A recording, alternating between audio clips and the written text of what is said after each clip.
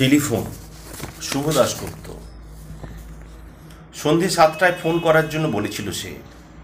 সেই আনন্দে সকাল থেকে ঘোর লাগা মাতালের মতো সমস্ত কলকাতা চোখের সামনে অপরূপা হয়ে উঠল। সন্ধে 7টায় ফোন করার জন্য বলেছিল সে। সকাল 7টা থেকেই সেই কথা ভেবে সব কাজে তাড়াহুড়ো, ভুলচুক, গরমিল। গোয়ালার পাওনা টাকা দিতে গিয়ে 10 টাকা বেশি চলে গেল। বাসে উঠে টিকিট কাটতে ভুলে গেলাম। কন্ডাক্টর খিঁচিয়ে উঠল। বর্ষার রাস্তায় একটা অসভ্য স্টেট বাস আচমকা কাদা ছিটিয়ে গেল জামায়, প্যান্টে। সব কিছুর পরেও মনের মধ্যে মহালয়া, শিউলির গন্ধ, ঢাকের আওয়াজ, যেন পুজো এলো। আসলে সন্ধে আসছে।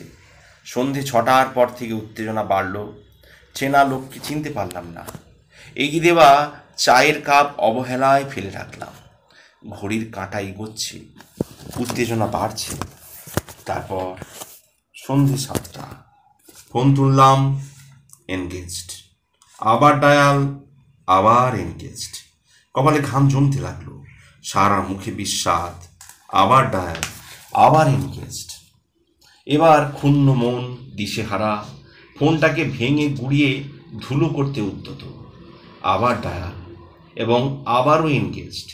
সন্ধে 7টায় কাগজের অফিস থেকে তার সাক্ষাৎকার নিতে এসেছিল।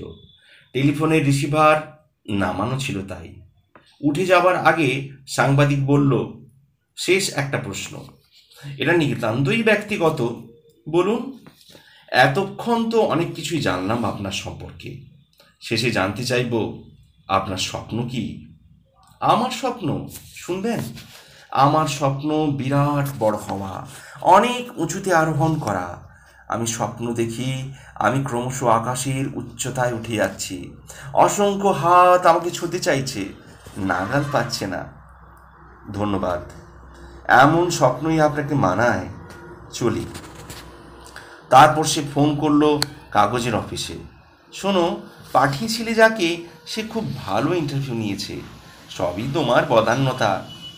তোমার জন্য কি না করতে পারি। শোনো, কাল তোমার সঙ্গে দেখা হচ্ছে তো সেইখানে? অবশ্যই। শোনো, এখন 9টা বাজে, ফোন রাখছি কেমন? লক্ষ্মীটি, রাগ করো না, আসলে খুব টায়ার্ড লাগছে। 9:30 ফোন পেলাম।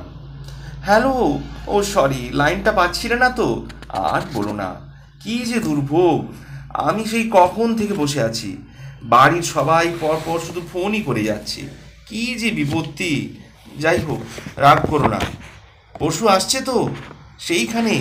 এসো অবশ্যই। তোমায় না দেখলে আমার সব কেমন অন্ধকার লাগে। অবশ্যই এসো। আজকের সন্ধে 7টা নিয়ে আমার কিছু বলার, প্লিজ। ওসব কথা পরশু হবে, কেমন? ফোন কেটে গেল। দরজায় বেল বাজলো। সে উঠে দাঁড়ালো। দরজা ঠেলে এক নামী প্রযোজক এলেন। আসুন আসুন, সেই 7টা থেকে বসে আছি আপনারই জন্য।